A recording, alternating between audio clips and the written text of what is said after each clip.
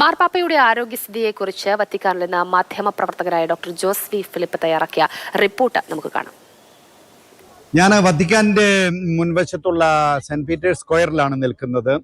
അപ്പോൾ അവിടെ നമുക്ക് കാണാം ആ ഒരു മുറിയാണ് പാപ്പായുടെ മുറി. പക്ഷെ വളരെ ലളിതമായിട്ടുള്ള ജീവിത ശൈലികൾ അദ്ദേഹം ആഗ്രഹിക്കുന്നത് കൊണ്ട് സാന്താമാർത്തയിലുള്ള ഒരു സാധാരണ മുറിയിലേക്ക് മാറുകയും അപ്പോൾ ഇവിടെ വിശ്വാസികളെല്ലാം ആകാംക്ഷയോടുകൂടി പാപ്പായുടെ ആരോഗ്യത്തെക്കുറിച്ച് അന്വേഷിച്ചുകൊണ്ടിരിക്കുകയാണ്. അദ്ദേഹം ഇന്ന് വൈകുന്നേരവും ജമല്ലിയിലാണ്. ജമല്ലിയിലെ അവസാനത്തെ മെഡിക്കൽ ബുള്ളറ്റിനകത്ത് പറയുന്നത് അദ്ദേഹത്തിൻ്റെ ക്രിട്ടിക്കൽ സ്റ്റേജ് മാറിയിട്ടില്ല എന്നുള്ളതാണ്. അതോടൊപ്പം തന്നെ ഇന്നലെ രാത്രിയിൽ അദ്ദേഹത്തിന് ശ്വാസകോശ സംബന്ധമായിട്ടുള്ള ഒരു തടസ്സങ്ങൾ ഉണ്ടാകുകയും അതിനുശേഷം ഓക്സിജൻ ഘടിപ്പിക്കുകയും ചെയ്തു.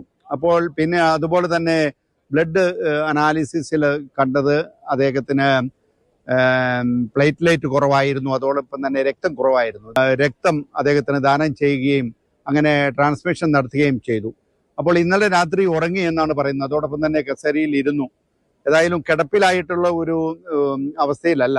ഈ മാർപ്പാപ്പയെ സംബന്ധിച്ചിടത്തോളം ഏകദേശം 12 വർഷങ്ങളായി അദ്ദേഹം മാർപ്പാപ്പായ ശേഷം ഈ മാർപ്പാപ്പായുടെ ഈ ജീവിത ശൈലികൾ, അദ്ദേഹത്തിൻ്റെ ആ ജീവിതത്തിൽ അദ്ദേഹം ചെയ്തു കൂട്ടുന്ന ആ നല്ല പ്രവർത്തികൾ ലോകത്തെമ്പാടും എല്ലാവരും ആകാംക്ഷയോടുകൂടി കാത്തിരിക്കുന്ന ഒരു കാര്യമാണ്.